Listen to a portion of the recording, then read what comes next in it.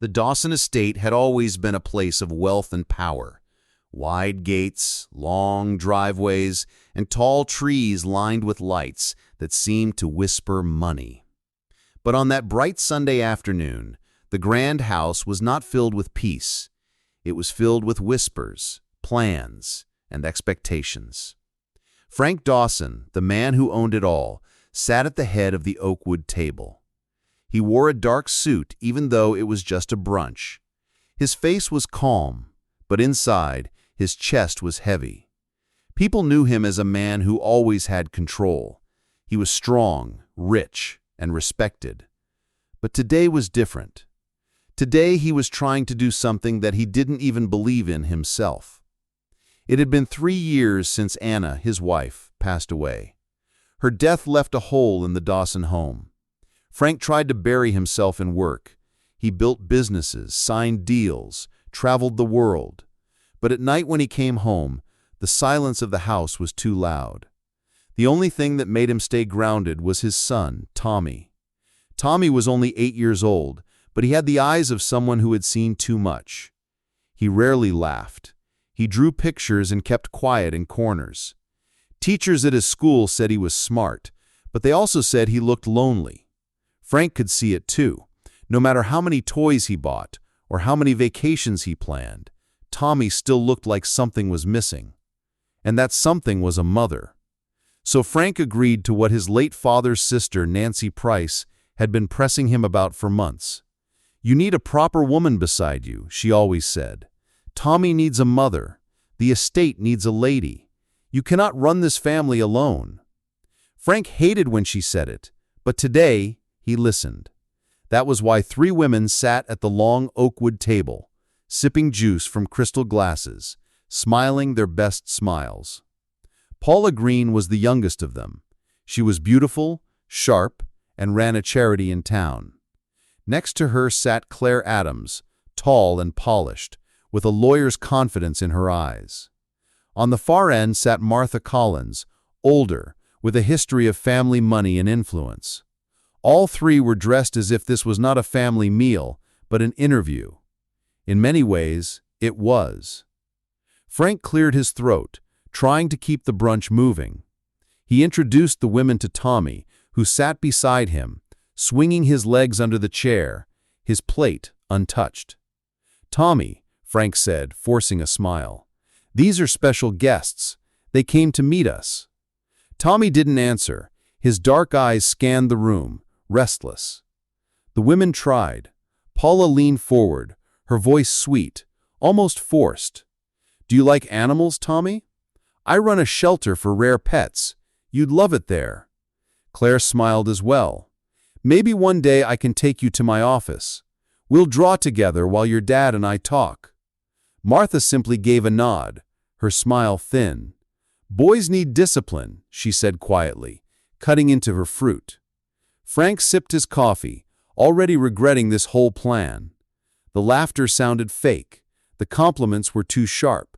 Nothing about this moment felt natural. His chest tightened. And then, without warning, everything changed. Across the room, Ruth Lane entered quietly. She carried a silver tray of champagne glasses, her step steady, her hair pulled back neatly. She wore the plain black and white uniform given to all staff on special occasions. Ruth wasn't there to talk. She was there to serve. She had worked at Dawson Estate for only 6 months, but in that time, she had proven to be reliable and kind. She didn't talk much. She came in, did her work, and left. But there was something about her presence that brought peace. She moved through the house like a soft breeze, calming without trying. Tommy noticed her the moment she entered the room. He had always noticed her. She was the only one who didn't talk down to him, the only one who listened when he spoke. She laughed at his silly jokes. She remembered how he liked his cocoa. She called him champ instead of sir. And now, with all these strangers sitting around him, smiling fake smiles, Tommy's little eyes locked on Ruth. He stared at her, and she gave him the same small, natural smile she always gave. Nothing special, just kindness. But to Tommy, it was everything. Then his small voice cut through the air like a knife. "I want her to be my mommy." The room froze. Forks stopped midair. Laughter died. Every face turned toward Tommy. He was pointing his finger straight at Ruth, who stood frozen with the tray in her hands.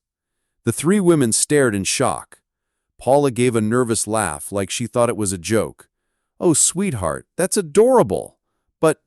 But Frank raised his hand sharply, silencing her. His eyes were on Tommy. "What did you say, son?" His voice was calm, but his heart was racing. Tommy didn't blink. He pointed again, this time louder. "I want her. I want her to be my mom." Gasps filled the room. One of the guests coughed awkwardly. Martha muttered under her breath about boundaries. Claire frowned in disbelief. But Frank wasn't looking at them. He was looking at Ruth. She looked terrified. Her face had gone pale, her hand shaking slightly as she tried not to drop the tray. She wasn't supposed to be part of this brunch. She wasn't supposed to be noticed at all. Yet here she was, standing in the middle of a storm she didn't create. Frank's heart pounded. Since Anna's funeral, he had promised himself he would never lose control. But right now, control was slipping. His son had just spoken the one truth nobody wanted to hear, the truth that could break every rule of their world. Tommy's small voice came again, steady and clear. "She listens to me. She makes me laugh. She makes the house feel warm." The silence in the room was crushing. Everyone waited for Frank to speak. For a long time he couldn't. He only stared at Ruth, who looked as if the ground might swallow her whole. And in that stare, something shifted. He saw the way Tommy smiled at her, a smile he hadn't seen in years. He saw the way Ruth stood still, scared, but calm, like she already knew what it meant to be judged. And for the first time in a long time, Frank Dawson felt unprepared. Nancy Price's voice broke the silence from the far end of the table. "Frank," she said firmly, her eyes cutting toward Ruth, "control your child. This is not appropriate." But Frank didn't answer her. His hand tightened on his coffee cup. His eyes stayed locked on Ruth, who finally whispered the only words she could manage. "I'm sorry, sir. He doesn't mean it." But Tommy shook his head quickly. "I do mean it. I want her." And with that, the world inside Dawson Estate cracked open. The brunch ended, but its shadow stayed behind like smoke in the air. Hours later, the Dawson Estate was quiet again, but it wasn't the peaceful kind of quiet. It was the kind that carried whispers through the walls, whispers that everyone wanted to ignore, but couldn't. Frank Dawson sat in his office, leaning forward on the desk, hands clasped, staring at nothing. He had faced tough men in boardrooms, handled million-dollar deals, argued with politicians, but he had never faced anything like this. His own son had stood in front of powerful women and chosen the one person no one expected, Ruth Lane, the maid. Across the hall, Tommy sat cross-legged on the rug in his room, tracing little circles on the wooden floor with the tip of his sock. He hadn't said much since brunch. He didn't look guilty. He didn't look scared. He just looked like he was waiting for his father to come in and talk, waiting for someone to explain why telling the truth suddenly felt like doing something wrong. Finally, Frank stood up and walked into the boy's room. The door was open. Tommy looked up, his eyes calm. "Buddy," Frank began carefully, "about what you said today." Tommy tilted his head. "What about it?" Frank sighed, dragging a chair closer. "Ruth, she isn't like the guests we had today. She works here. She's—" He stopped. How was he supposed to explain this to an 8-year-old? "Why not her?" Tommy asked softly. "Why not who? Why can't she be my mom?" Tommy's voice was steady, simple, honest. The question cut deeper than Frank expected. He tried to think of an answer that would make sense, but every word he wanted to say sounded empty in his head. He rubbed his face with his hand. "Things don't work like that, son." "Things like what?" Tommy pressed, his small voice still calm. Being kind? Listening? Making me laugh? Frank froze. He looked into his boy's eyes and saw something that shook him. Tommy wasn't confused. He wasn't playing games. He was saying what he truly felt. "She listens, Dad," Tommy added quietly. "You hear me, but she listens. There's a difference." Frank leaned back in the chair, stunned. Out of the mouths of children came the truth adults were too proud to admit. Down the hall, Ruth Lane moved through the pantry.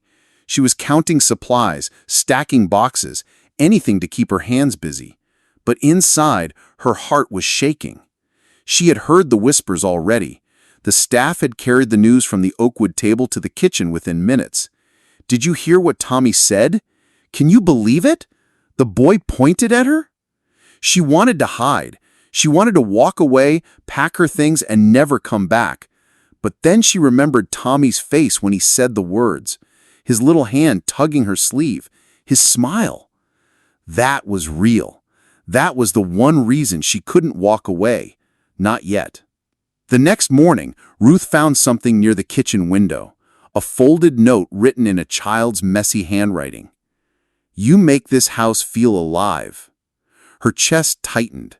She looked around quickly to see if anyone noticed, but no one was there. She pressed the note against her apron, her eyes stinging. Every day after that, another note appeared. "You laugh at my jokes. You make good cocoa. You don't tell me I'm strange when I talk to myself." She kept every note, folded neatly in her apron pocket, like little anchors holding her in place. One afternoon, while cleaning the stairs, she heard his voice. "Ruth?" he called softly from the top landing. "Can you come play?" Her instinct was to say no. She wasn't family. She wasn't supposed to cross lines. But his eyes, lonely, hopeful, made her pause. "Just a little while," she said gently. When she entered his room, he tied one of his blankets around her shoulders like a cape. "Now you're my hero," he declared proudly. Ruth laughed. A real laugh, not the polite chuckle she gave to guests. For the first time in years, she laughed like a child again. Tommy beamed. Together, they played, battling invisible dragons and building forts with pillows. What neither of them knew was that Frank was standing in the hallway watching quietly. He had come upstairs to check on his son, but he stopped when he heard the laughter. It startled him at first because it had been years since that kind of joy filled the house. He leaned against the wall, his heart twisting as he watched Ruth crawling on the floor with a cape around her neck, swinging a plastic sword. He watched Tommy's face glow with happiness, and something inside him began to crack. That night, Ruth discovered something else. While helping Tommy clean his room, she found a small wooden box under his bed. Inside were dozens of letters written in pencil, each beginning with the same words, "Dear Mom." Her throat tightened as she unfolded one. "Dear Mom, I had a dream you came back and hugged me, but it wasn't you. It was Ruth. She smelled different, but the hug felt the same." Ruth pressed her hand to her mouth, her eyes filling with tears. She didn't hear Frank step into the doorway until he spoke softly. "You found them." She turned quickly, wiping her face. Frank walked in, his steps heavy, his eyes on the letters scattered in her lap. "He's been writing those since Anna passed," Frank said quietly. "I found one by accident once.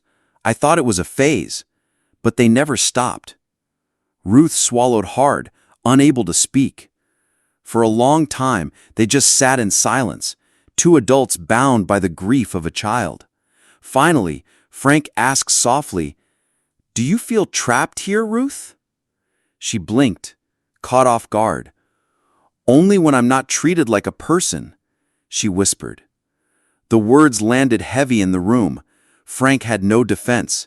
He only nodded slowly.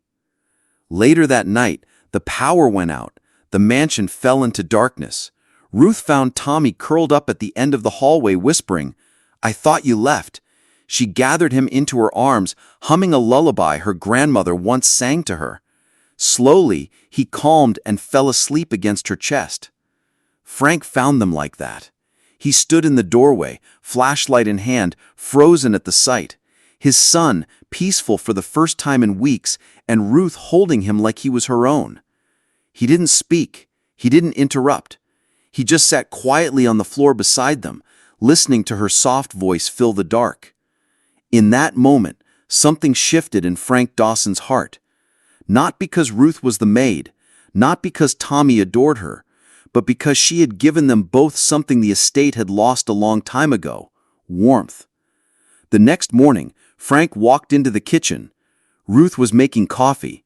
He stood awkwardly, then finally said, "You don't need to sleep in the back quarters anymore. There's a guest room. It's yours if you want it." She looked at him, startled. "Are you sure?" "You're part of this house," Frank said simply. It wasn't a love confession. It wasn't even romance. But it was a step, a shift, a beginning. And Ruth, though her hands trembled, gave him a small smile.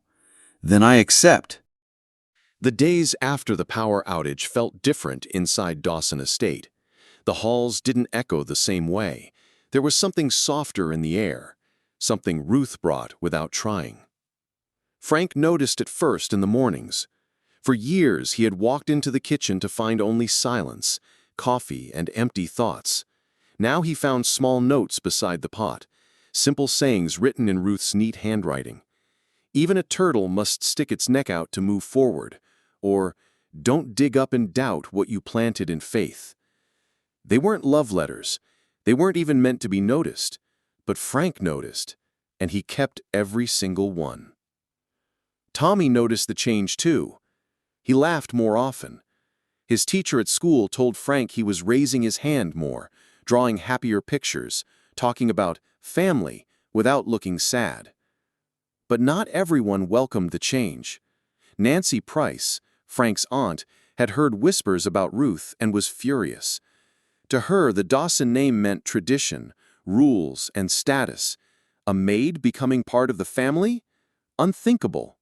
So she planned a dinner at the estate, inviting herself and a few relatives.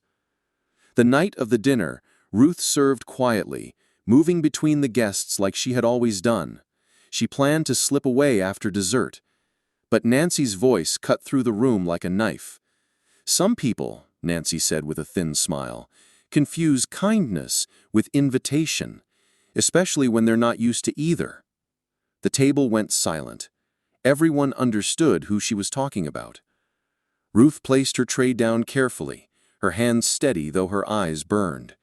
She didn't argue, she didn't cry, she simply walked out of the dining room without a word. Tommy's fork clattered onto his plate. "Why did she leave? Did I do something wrong?" His voice cracked with panic. That broke Frank. He pushed back his chair and stood, ignoring Nancy's sharp glare.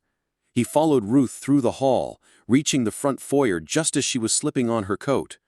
"Ruth, wait," he said, his voice tight. She turned, her face calm but her eyes red. "You don't have to explain, sir. I understand how things work."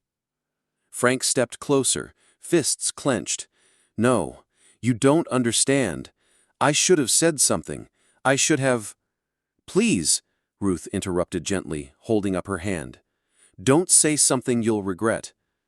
Tommy came running in, clutching his father's hand, tears in his eyes. "Don't go," he begged. "You make the house happy." Ruth knelt, hugging him tightly.